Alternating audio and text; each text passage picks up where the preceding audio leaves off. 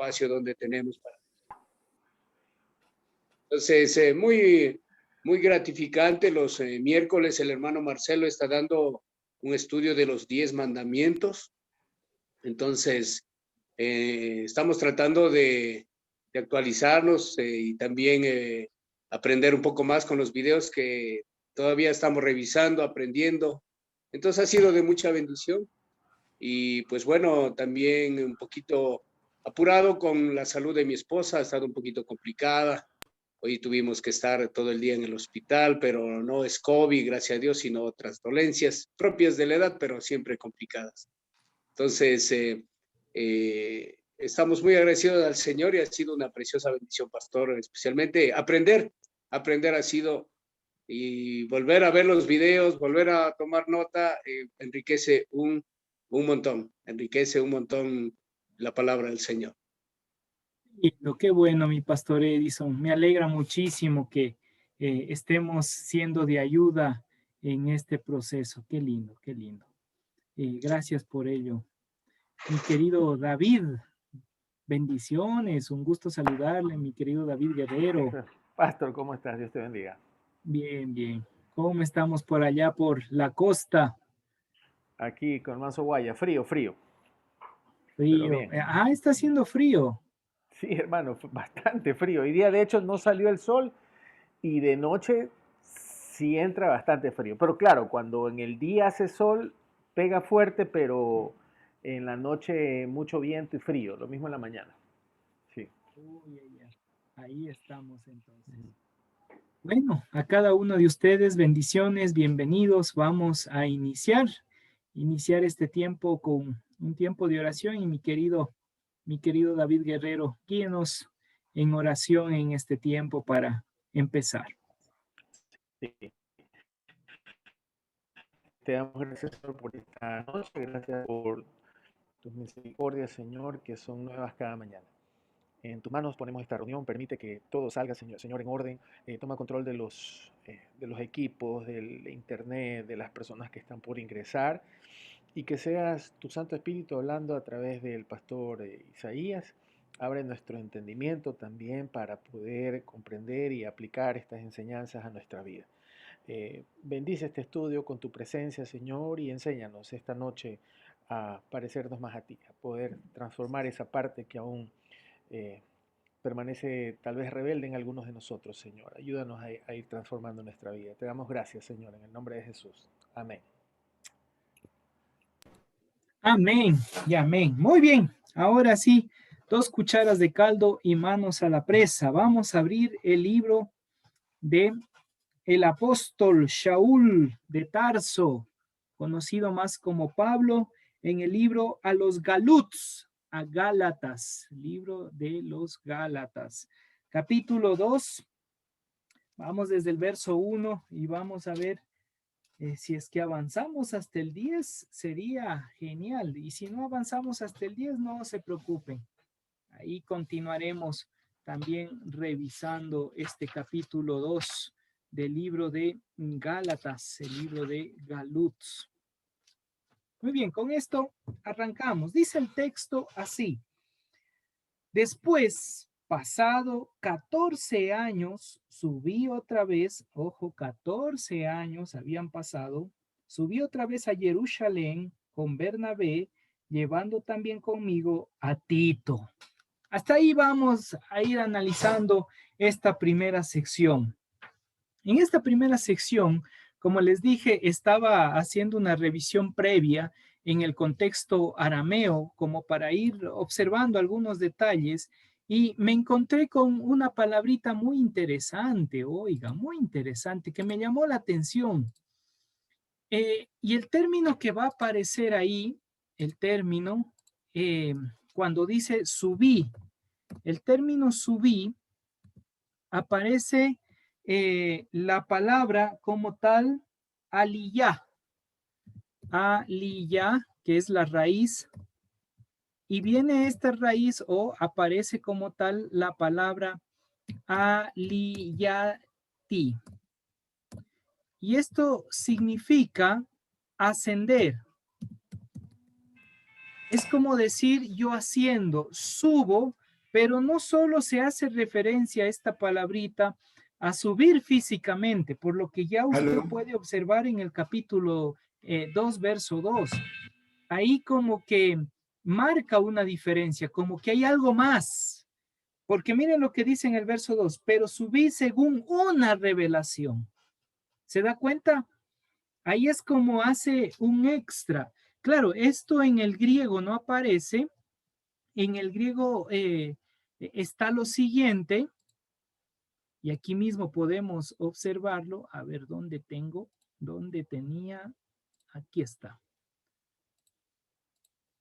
Ya, ahí podemos observar. En el griego, en cambio, se puede observar que cuando dice subí, hace referencia a aneben, ¿sí? Aneben. Y en la siguiente, en el capítulo, en el verso 2, vamos a encontrarnos con la misma palabra, aneben, ¿sí? ¿Sí? En el griego como que no hay mucho cambio, pero en el arameo sí hace el cambio, sí se ve. No es solo subir físicamente, sino es subir porque yo entendí algo, porque yo comprendí algo, y ahora que lo entiendo, ahora que lo comprendo, entonces ahora sí, bajo esta revelación, me empiezo a desarrollar o empiezo a realizar cualquier cosa, cualquier situación. Por lo cual, usted y yo debemos entender algo muy puntual, algo muy importante, que cuando el apóstol Pablo dice, después pasados los 14 años, ¿cuántos años había pasado previo a encontrarse con Pedro? Anita ya lo sabe, ahí está pensando, lista. ¿Ya? ¿Cuántos años estaba pasando? No los 14, antes de encontrarse con Pedro.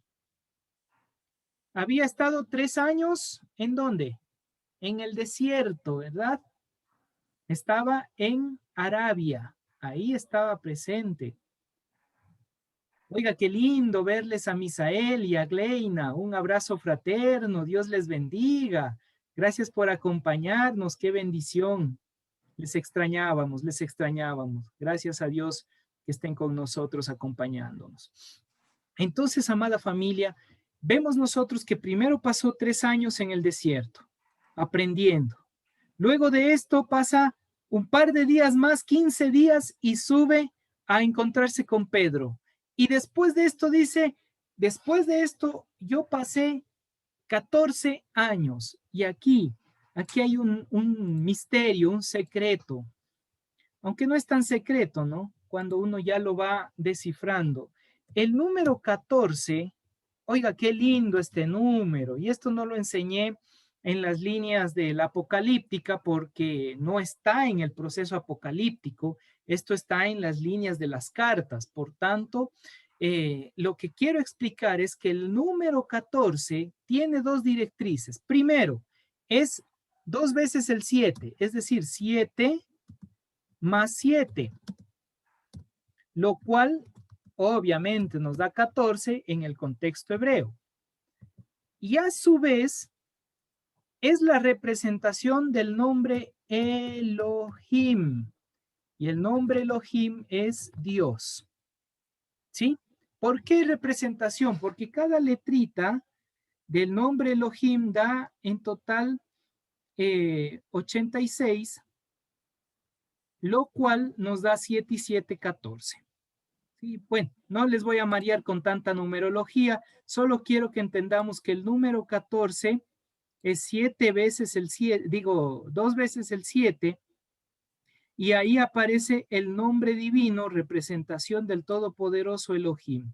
Entonces, cuando tomamos una línea numerológica y decimos que estuvo 14 años, después de 14 años recibí revelación, está diciendo, yo estuve tan íntimamente con Dios, estaba en un momento tan íntimo, tan especial con Dios, que ahí recibo una revelación única, no por hombres, no por personas, sino directamente de Dios. Esto vuelve a remarcar lo que ya habíamos visto en el capítulo 1, versículo 6. Recuerden esta mesorá no es, o este evangelio no es por simplemente porque me enseñaron los hombres. No, no, es una revelación que yo recibí de parte de Dios. Y ahora lo vuelve a enfatizar. Yo recibí algo de parte de Dios. Entonces, el libro de a los Galuts está diciendo, deben tener esta certeza que lo que yo estoy desarrollando, lo que yo estoy haciendo, lo que yo estoy trabajando es una revelación de parte de Dios después de estar 3 años en el desierto, después de estar hablando con Pedro y después de 14 años sentí esa necesidad porque recibí una revelación. Así que no pensemos que apenas conozco del Eterno, apenas conozco de Dios, ya se me reveló y listo. A veces caemos en esa tendencia de decir, es que yo quiero, pero ya las cosas. Hey, primero hay que ir conociendo, ir conociendo. Y en ese acto de conocer, Dios nos va transformando. Por eso, familia, no se desespere, no se desespere. Si es que uno dice, Dios mío, ¿dónde estás? No te siento, no te percibo, no se desespere. Porque va a haber momentos en su vida que pareciera que Dios no está, que el Eterno desapareció. Como que el Eterno, uno por más que le llama, no hace caso, no aparece. Pero no es que no aparezca, sino que nos está puliendo para mostrarnos, romper esa cáscara del mal, esa clipot en nuestra vida, y de esa manera empiece realmente a manifestarse su presencia poderosa en nosotros. Oiga, qué lindo saber que Él puede manifestarse de esa manera. Entonces, ahí tiene lógica lo que va a decir, después pasado 14 años, otra vez subí a Jerusalén, es decir, ascendí a Jerusalén con Bernabé, llevando también conmigo a Tito, es decir, ya había 2 personas que le acompañaban, Bernabé y Tito, pero subí según una revelación. Y en esta palabra, subí según una revelación, hay algo interesante que nos va a mostrar el texto. Dice apocalipsin, apocalipsin. Esa es la palabra, apocalipsin. Y eso significa, se me fue velado o quitado el velo, perdón, de algo que yo estaba observando y era necesario ir a hablar. Era necesario ir a decir. Me era de suma importancia que yo vaya a Jerusalén porque había un propósito específico de parte de Dios. Y uno diría, pero ¿por qué esperó 14 años para ello? Porque el número presentado es simbólico. Está diciendo un periodo, tiempo de preparación en la cual el Señor me reveló esto, pero tuvo que pulirme. Por eso, familias que nos escuchan, Dios nos va a pulir. Y todos los problemas, conflictos, incluso que usted está viviendo dentro del hogar, es porque Dios les está puliendo y está mejorándoles, siempre y cuando usted permita que Él les pula, que Él trabaje en sus vidas, que Él les transforme a medida que van viendo esos detalles dentro de su hogar. Porque si hay un conflicto y ninguno de los dos empieza a transformar sus vidas, van a destruirse, van a terminar en conflicto. Tanto parejas como padres e hijos, familiares dentro del hogar, van a terminar en fuertes conflictos, por lo cual evitemos esa línea. Entonces dice que él sube y para no correr o haber corrido en vano, expuse en privado, dice el texto 2, a los que tenían cierta reputación de ese mensaje de transformación integral que predico entre los gentiles. Entonces ya sabemos cuál es el punto de la subida del apóstol Pablo. El punto era, yo tengo que subir a Jerusalén, tengo que subir a dialogar. ¿Sobre qué? sobre el mensaje que yo estoy explicando, que yo estoy enseñando, que yo recibí por revelación y ya estoy enseñando durante estos 14 años, poco a poco, sobre el judaísmo, pero más que todo, el mensaje transformador del Mesías. ¿Para quién? No para el judío, sino para quién? Para los gentiles. Y esto iba a traer un choque, especialmente con la línea sacerdotal dentro de Jerusalén. Porque es como que usted y yo seamos todos Yehudim, seamos todos judíos. Y como usted y yo todos somos judíos, entonces nadie más va a ingresar en el estudio, solo nosotros. Pero el pastor Edison me dice, recibí por revelación y durante un tiempo me desaparecí, pero después de ese tiempo vengo y ahora por revelación del Todopoderoso quiero darles a conocer que lo que hemos aprendido y lo que estamos estudiando, yo le di a conocer a otro grupo. Es decir, yo le di así. Les abrí las puertas y dije, vengan, vamos a aprender. Y digamos que mi querido David Guerrero, junto a Franklin y mi persona, somos los fariseos de ese tiempo. En ese instante nosotros reaccionamos negativamente. ¿Por qué? Porque se supone que el mensaje revelador, el mensaje especial, es solo para el pueblo de Israel, solo para nosotros, no para el resto. Así que inmediatamente ya le vemos medio chueco al querido pastor Edison por andar explicando cosas a quien no debe. Y hasta hacemos nuestra reunión, hacemos el concilio, eso aparece en el libro de Hechos, cuando hacen el concilio de Jerusalén. Y ahí hacen el concilio e incluso llaman al mismo Pablo para que dé a conocer qué pasó. E incluso le dicen, ve y hazte el lavado, que es el lavado de la limpieza de la línea judía, e incluso rápate para que realmente digas, yo soy judío. Y va y lo hace, Pablito, va y lo hace. Pero él dice que por revelación, y aquí va el punto, en ese tiempo de intimidad, Dios le muestra que ya no es solo en la línea de los judíos, sino que ahora se abre la oportunidad para los gentiles que entiendan estas cosas profundas, estas cosas especiales. ¿Se da cuenta, familia? Así que Dios nos puede revelar cosas maravillosas y profundas, tan especiales, pero tiene un solo propósito, la transformación integral de vida. No hay otro propósito. Es para que nosotros cambiemos nuestra forma de ser, nuestra forma de actuar, nuestra forma de comportarnos, nuestra forma de vivir. Es para cambiar. ¿Qué hicieron los gentiles? Cambiaron. Y muchos gentiles hicieron judíos sin circuncisión, que ya vamos a explicar, o bueno, sí explicamos a un principio ese detalle. Ya no es la circuncisión. ¿Iban a guardar mandamientos? Sí, porque es la ética del Mesías.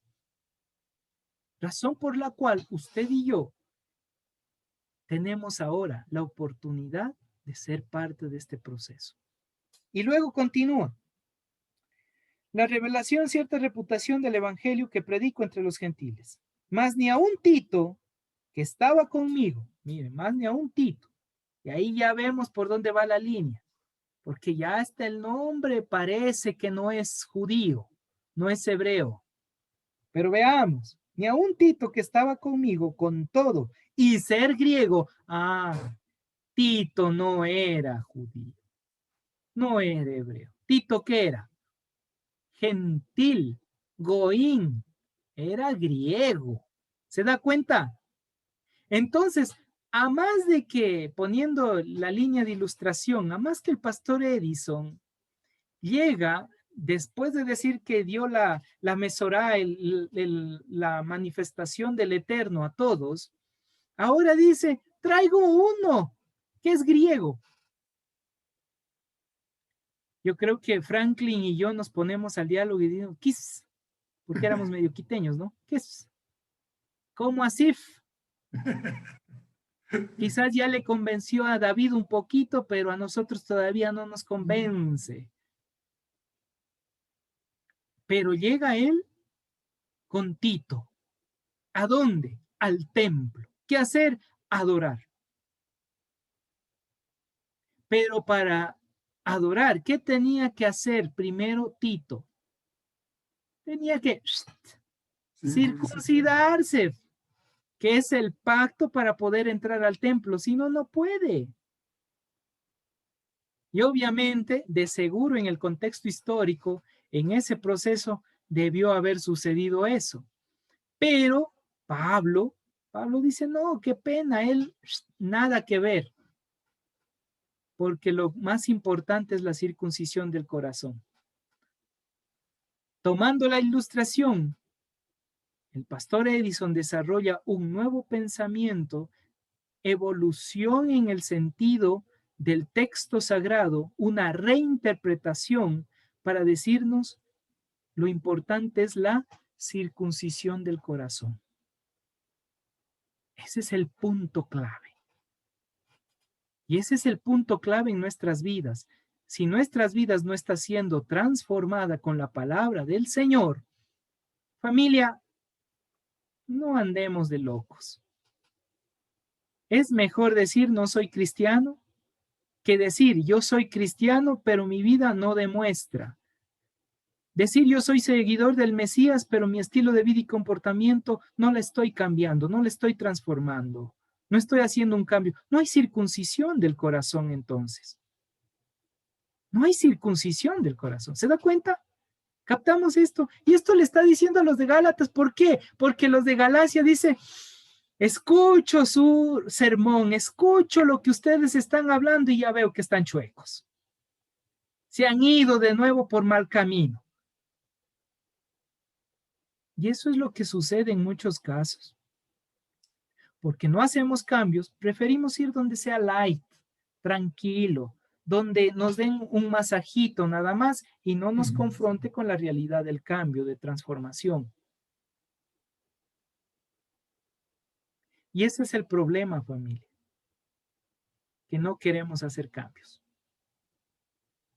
Preferimos un lugar donde incluso seamos de la secreta.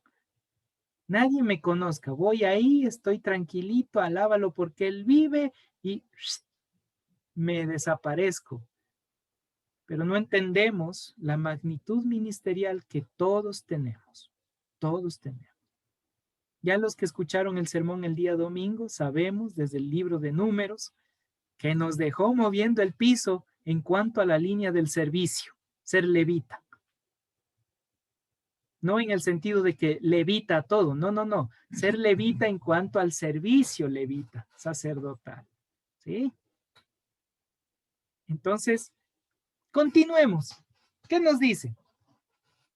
Mas ni aun Tito, que estaba conmigo, con todo y ser griego, fue obligado ¿a qué? A circuncidarse. ¿Se da cuenta? Entonces, ¿dónde estaba siempre el conflicto? Yo un poquito dentro de la línea que estamos haciendo el análisis y la comparación. Yo soy más ortodoxo que mi querido Franklin y digo, no, ese Julanito de tal que trajo Edison tiene que ser circuncidado, si no, no. Franklin dice, pero pensemos, Abraham antes de ser circuncidado ya se encontró con Dios, tuvo una transformación con Dios. Y yo bien ortodoxo le voy a decir, no, pero a la final se circuncidó. Así que al final hay que pasar el cuchillo.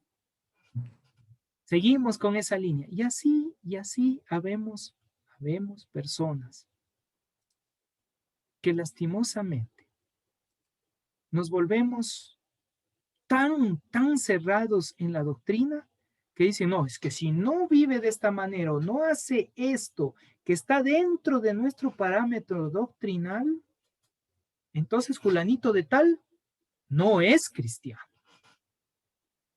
Fulanito de tal no puede ser parte de este proceso. No hay redención en su alma.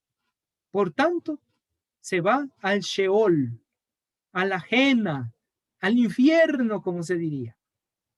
Porque como no siguió nuestros parámetros, porque ahí sí establecemos nuestros parámetros, y al no seguir nuestros parámetros, entonces qué pena. Claro que para los judíos en ese tiempo no había el infierno.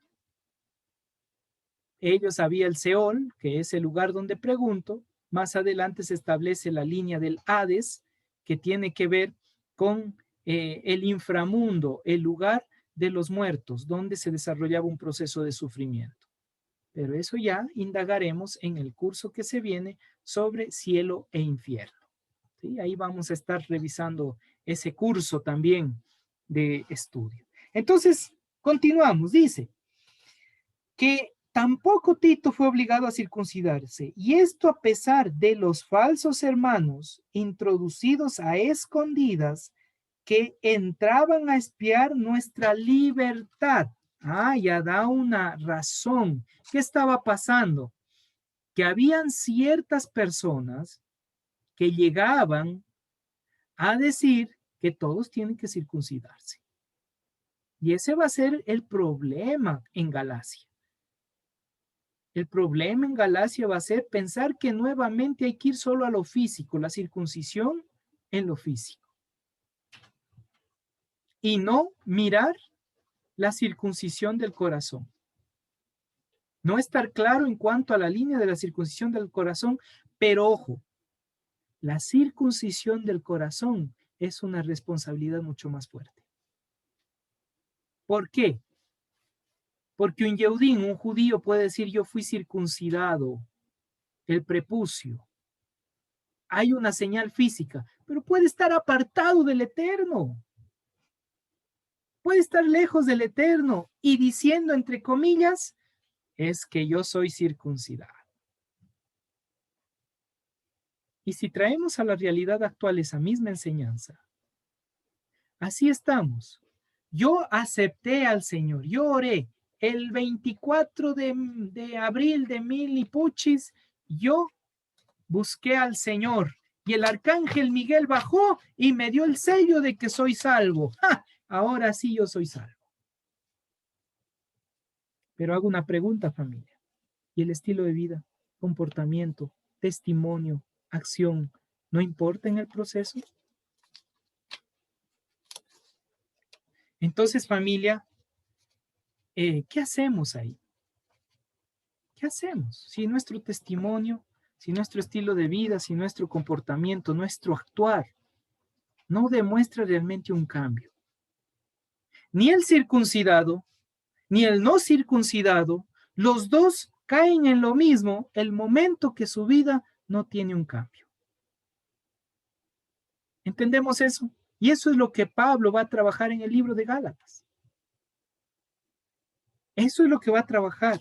Por eso dice que entraban para espiar nuestra libertad que tenemos en Yeshua HaMashiach, que es Jesús el Cristo, para reducirnos a la esclavitud, es decir, volvernos al mismo pensamiento de ser esclavo por una línea o por un sentido más de filosofía humana que de amor y de bondad del Todopoderoso. Por eso es que queda siempre latente esas preguntas, ¿no? Y van a continuar. ¿En qué momento somos salvos? Y siempre va a quedar esa pregunta latente. ¿Por qué? ¿En qué instante de mi vida realmente hubo la transformación de mi existencia? Y le voy a asegurar, no hay respuesta.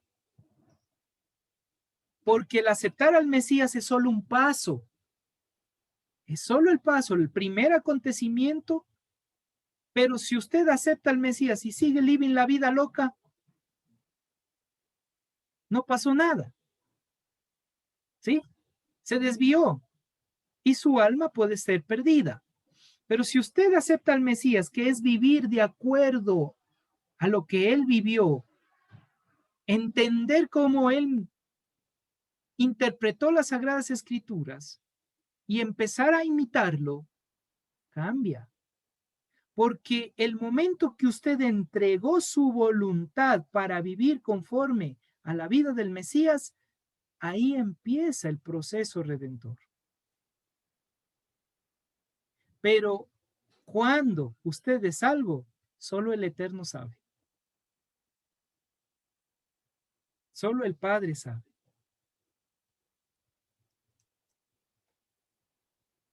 Aceptar al Mesías en el Nuevo Testamento, sí, es verdad, no aparece tal cosa. Tiene toda la razón.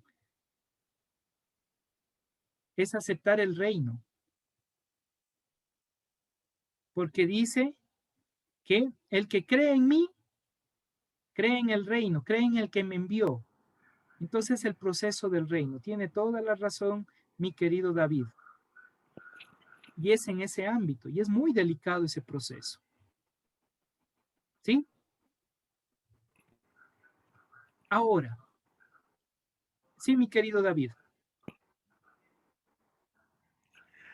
Sí, solo como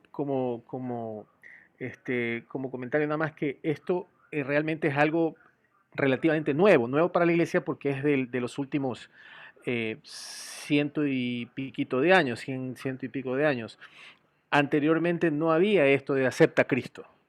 Esto vino a ser popularizado por un misionero, no recuerdo por ahí la historia, y él, basado en que hay que, en el versículo de Juan, él dice acepta al Señor Jesucristo, entonces lo populariza. Entonces de ahí es que viene la costumbre de que acepta a Cristo, pero como tú dices es real, o sea, si no hay un cambio en nosotros, ¿de qué sirve aceptar cuando tiene que haber primero la transformación? O sea, tiene que haber, de hecho, muchos cuestionan el aceptar a Cristo porque debe haber más bien es el arrepentir.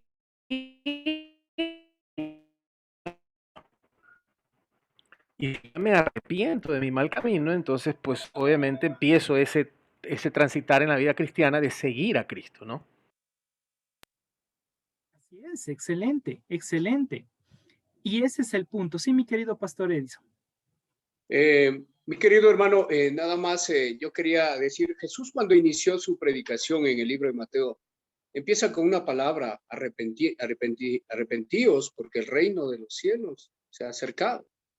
¿Eso no sería el inicio de una invitación al Mesías en nuestra vida, una transformación de nuestra vida, el arrepentimiento? Sí, sí, va en ese punto, porque ¿qué es el arrepentimiento? Ya lo hemos explicado por varias ocasiones. Viene de dos raíces griegas: meta, cambio, transformación; noia, nous, mente. Y es el cambio y transformación de nuestros pensamientos, cambio y transformación de nuestro estilo de vida, nuestra forma de vivir. Ahí da el inicio realmente a buscar del Señor. Por eso es la voluntad. Como les dije, es el momento en que entregamos nuestra voluntad a vivir como vivió el Mesías, a seguir ese ejemplo. Por eso es mano derecha y frente. Los que estudiamos apocalíptica entendemos esto. Mano derecha y frente tiene que ver con nuestra voluntad entregada. Entonces es el acto de que yo entrego mi voluntad delante del Señor y a partir de ahí le digo: Padre, vivo para ti. Y ahí es delicado, porque el decir yo vivo para ti es ahora ser responsable de las Sagradas Escrituras en mi vida. Mi querida Anita.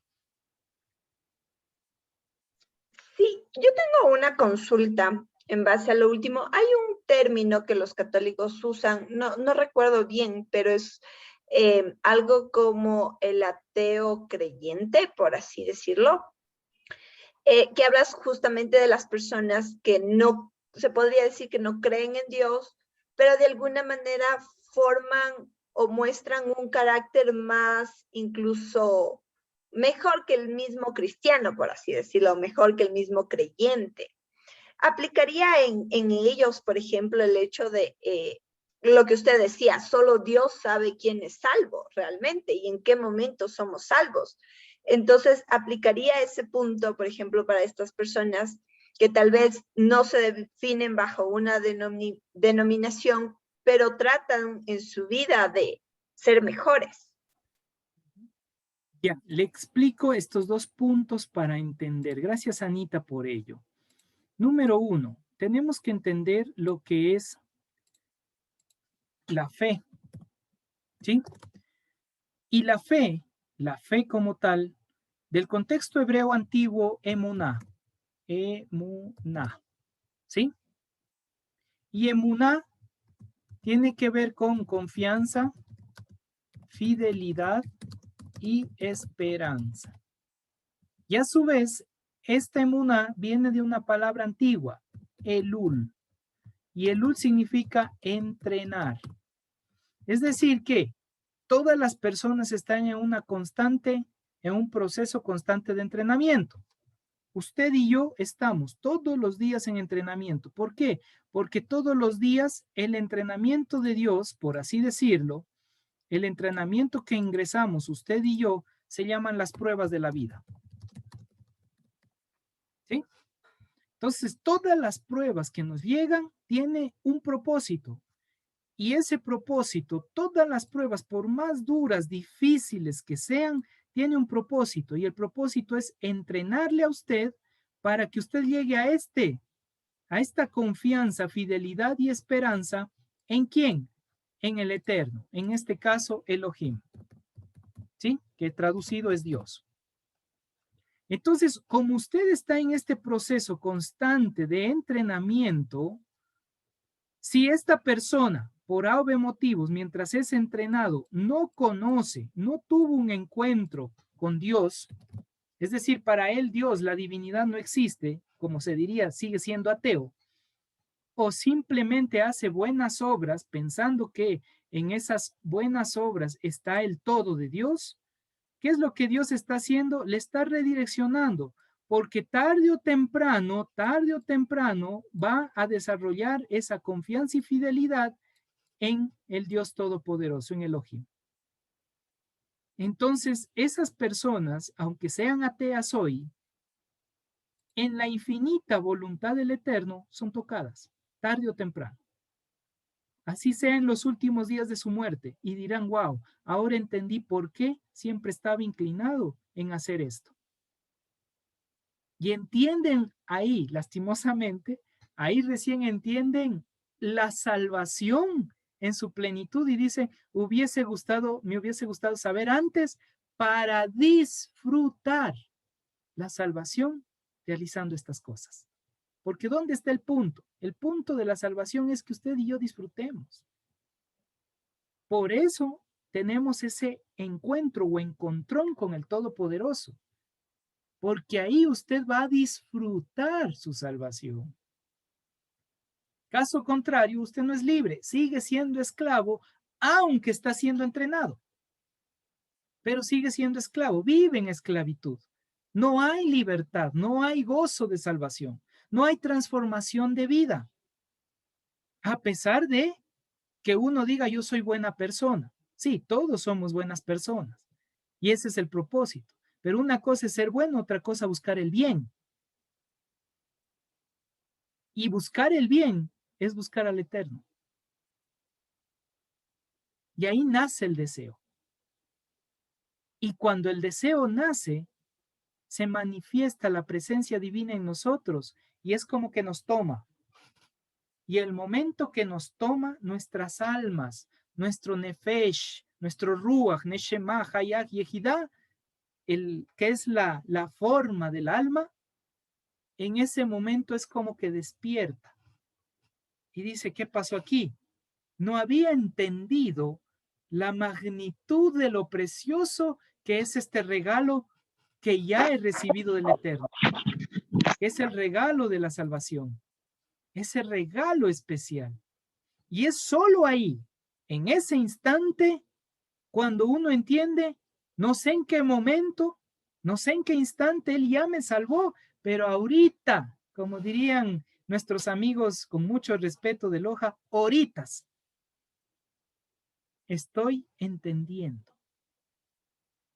el amor de Él.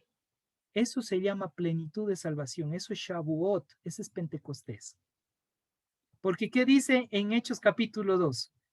Que cuando llegó Pentecostés, entendieron, fue la plenitud, fueron llenos, que es el acto de entender completamente lo que realmente significa la salvación.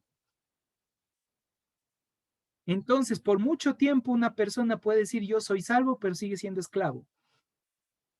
Y esto es lo que Pablo quiere evitar a los de Galacias, a los de Galut. Dice, hey, yo quiero evitar en ti que vivas toda tu vida como esclavo. Yo quiero que tú seas libre para disfrutar el gozo de la salvación. Y así, pardes, que significa la entrada al paraíso, pueda ser parte de tu existencia. Es decir, entendemos el paraíso.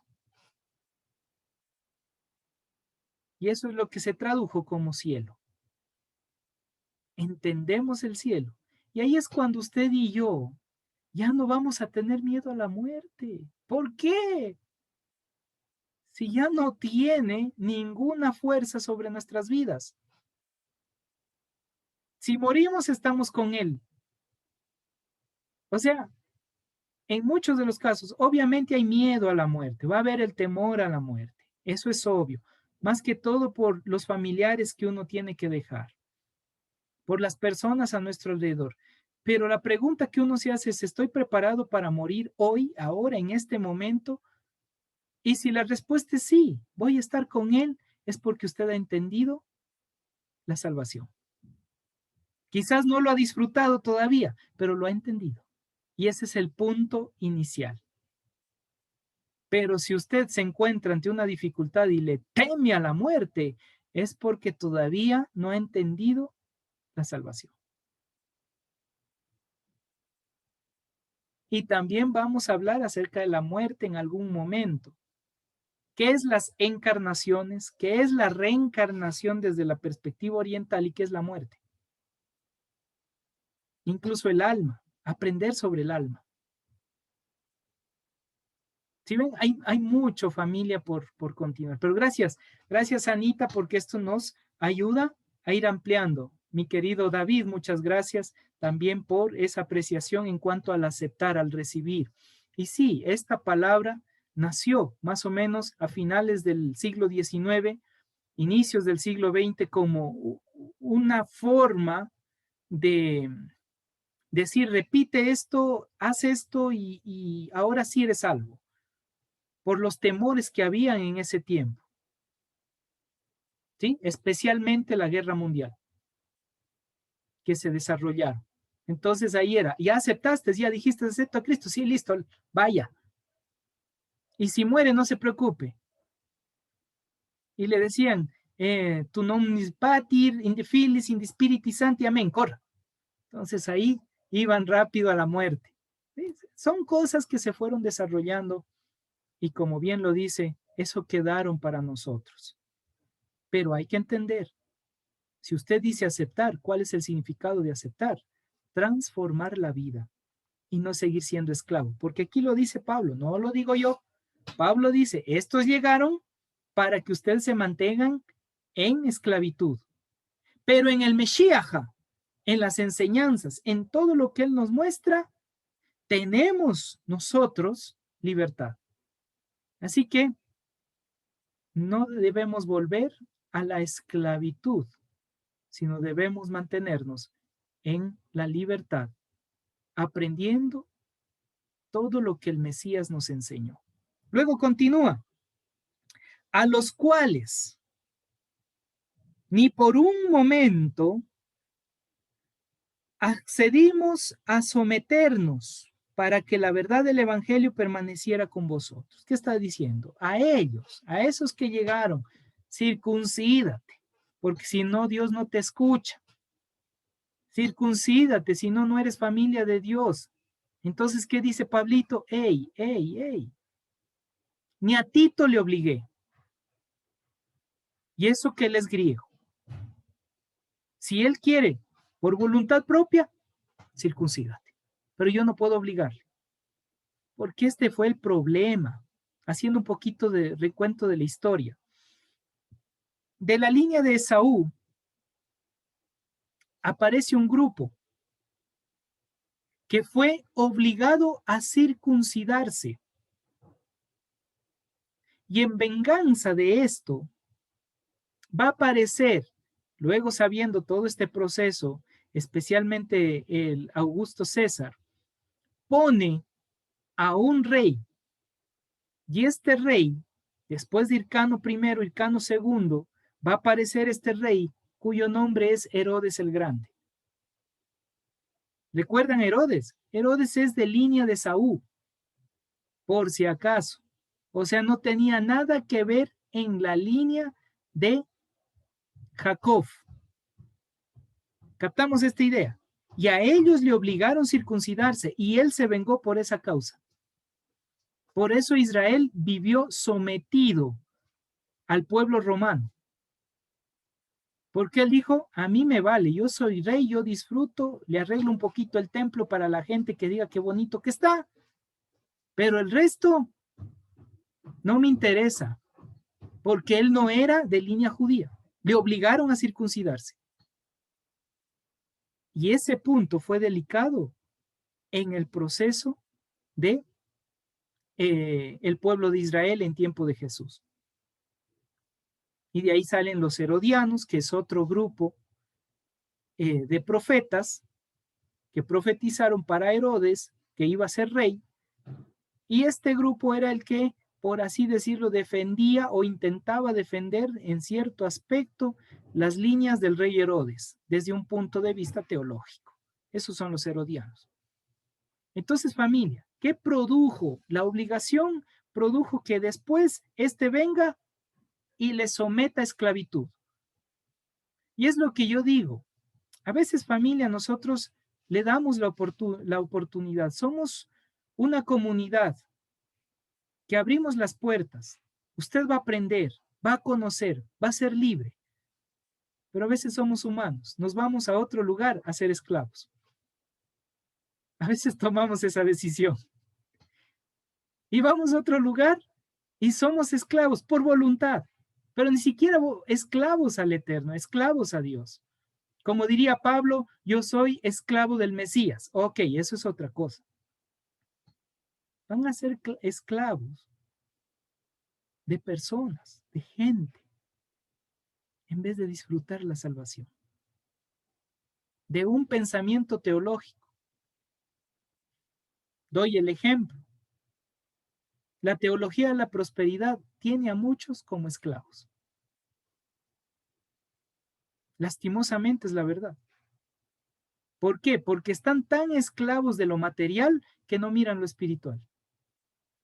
Esperando que Dios les dé y les dé y les dé y les dé y les dé, en vez de entender que aún esa separación que Dios permite de no tener ciertos recursos es porque Dios está preparando nuestra alma para el retorno.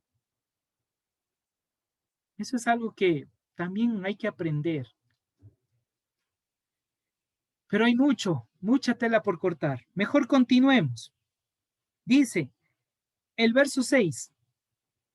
Pero de los que tenían reputación de ser algo, lo que hayan sido en otro tiempo, nada me importa.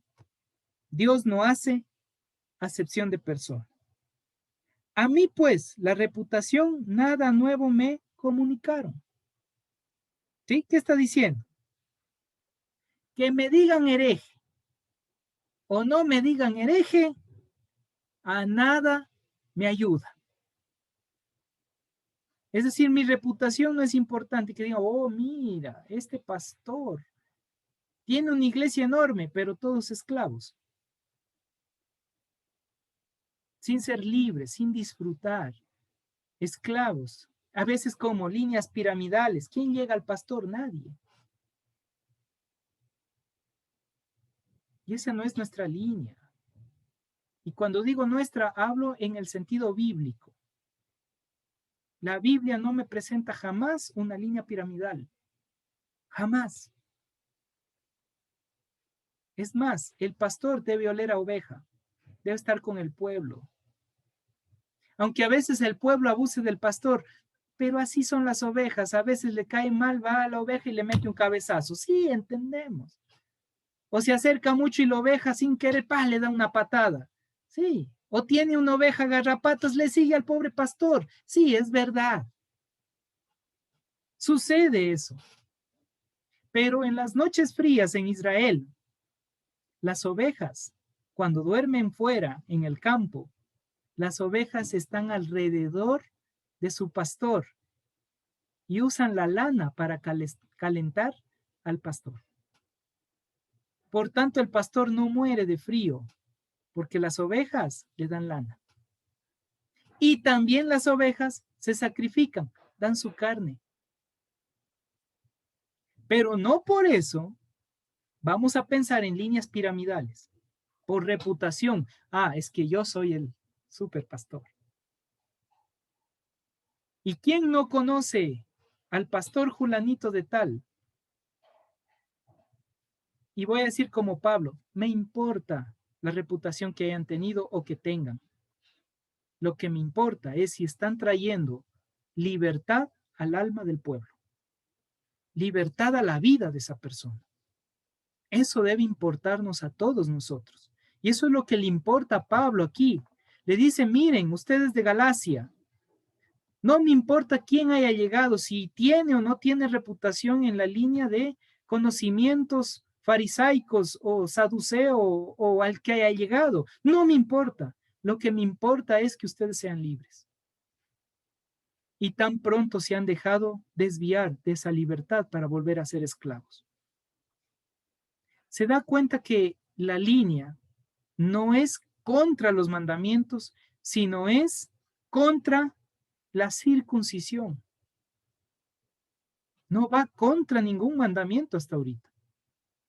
Y más adelante vamos a entender que tampoco va a ir en contra de los mandamientos, sino va a ir en contra de las tradiciones que fueron establecidas. Pero como los contextos históricos nos quedaron en español, pensamos que ley es ley en cualquier parte. Y ahí es cuando nos esclavizamos por falta de conocimiento. Sí, Isaías, mejor continúe. Ok, continuamos. 7. Antes, por lo contrario, es decir, estaba hablando de la reputación, como vieron que me había sido encomendado la Mesorá, el evangelio de la incircuncisión, como a Pedro el de la circuncisión, pues el que actúa en Pedro para el apostolado de la circuncisión, actuó también en mí para los gentiles. Es decir, ¿quién actúa en Pedro? En Kefa. El Ruach HaKodesh, el Espíritu Santo, el Mesías manifestado. Es el mismo que se le apareció a Pedro, que estaba con Pedro, que anduvo con Pedro, es el mismo que ahora está con Pablo, que se le manifestó a Shaul de Tarso, y es el mismo que se manifiesta a usted, es el mismo que se manifiesta a mí, es el mismo que se manifiesta a todos nosotros. Por tanto, no debemos sentirnos ni inferiores ni superiores en el ámbito del conocimiento del Eterno, sino que todos vamos juntos, porque el Eterno tiene propósitos para nuestra vida. Él sabe para qué nos está preparando. Y hay que reconocer en qué nos prepara. Y luego sigue. El 9. Si puede, subráyelo el 9. El 9 es hermoso. Y reconociendo la gesed, que ese es el término gracia, la gesed, bondad que no merecemos, un regalo de bondad inmerecida, eso es gracia, que me había sido dado Jacobo, que es Jacobo, traducción que hicieron Santiago, Jacobo, Kefas y Johanán, Juan, que eran considerados como columnas, nos dieron a mí, es decir, a Shaul, a Bernabé, la diestra en señal de compañerismo, es decir, le dieron Le dijeron, también hemos visto en ti la manifestación del Todopoderoso. Ve, tienes nuestra bendición, dicho en otras palabras. Tienes nuestra bendición. Para que nosotros fuésemos a los gentiles y ellos a la circuncisión, es decir, ellos a los judíos. Entonces aquí no es que esté haciendo una separación, sino que la Mesorá, es decir, el evangelión, el evangelio, lo está transmitiendo los apóstoles netamente para los judíos, es decir, hablando del Mesías prometido, y Shaul se encarga de hablar a los gentiles que ya estaban ingresando a la iglesia judía, a las sinagogas en el tiempo antiguo.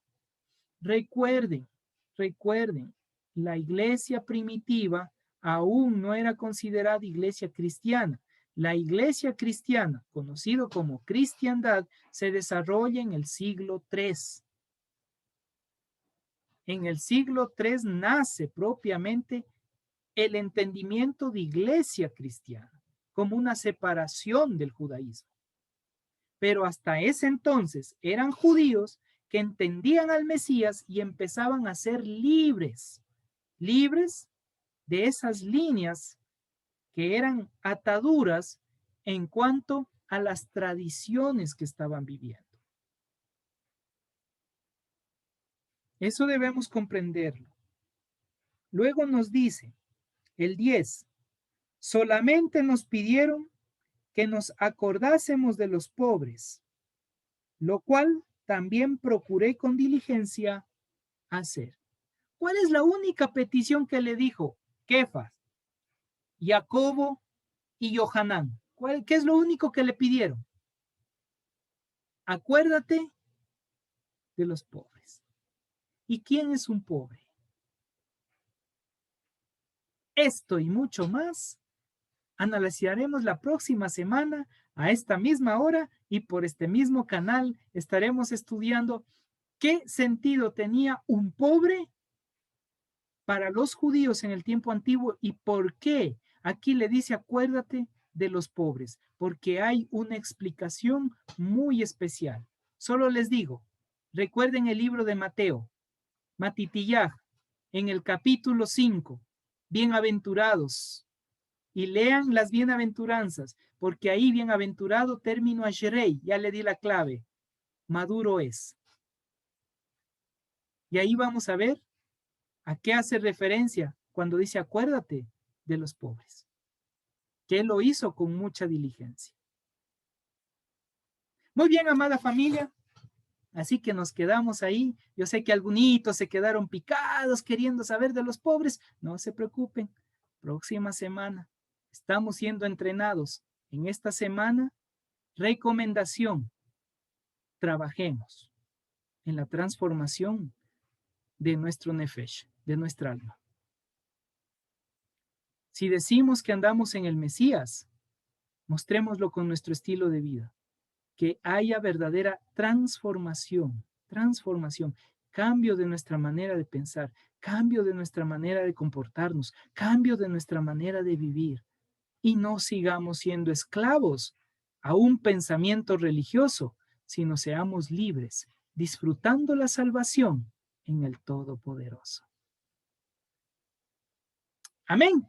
Sin más, vamos a darle gracias a nuestro Padre y vamos a finalizar este tiempo de estudio, este tiempo especial que hemos tenido. Y voy a pedirle a mi querida hermana Kerly que nos guíe en oración para finalizar este tiempo especial.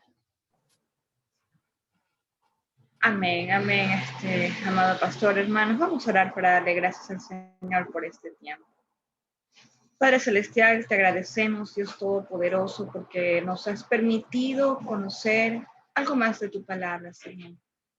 Padre, gracias por la disposición que hay en nuestro corazón de seguir, Señor, aprendiendo cada día más. Como siempre lo decimos, Señor, que no sea una palabra que esté escrita, Señor, sino que haga eco en nosotros, Padre, que podamos compartirla, Señor, con esos gentiles que están esperando, Padre Celestial, oír esta palabra, Señor, para que también se gocen con nosotros tus hijos, Padre, en la salvación que por medio de tu Hijo Jesucristo nos has otorgado. Padre, yo te pido que seas tú bendiciendo la vida del pastor, de su esposa, Señor. Gracias por la disposición de su tiempo, Señor, para estas enseñanzas, Padre bendito, y que también seas tú bendiciendo a cada hermano, Señor, en esta hora, cada familia aquí representada, para que sea un constante caminar contigo, Señor, que tú nos seas motivando cada día, Señor, para buscar más de ti, más de tu presencia, Señor, y seguir escudriñando las Escrituras, Padre, porque nunca dejamos de aprender. Señor, que en esta noche nos des un descanso, un sueño reparador, Padre Celestial, y que aun cuando vayamos a acostarnos, Señor, podamos meditar en esta palabra que tú has traído hoy a nuestras vidas, Señor amado. Recordando, Señor, que debemos ser imitadores de ti, Padre. Que esa circuncisión en nuestro corazón, Señor, debe ser manifestada con nuestras acciones. Te agradecemos, Padre, y a ti te damos toda la gloria y toda la honra. En Cristo Jesús. Amén. Amén y amén.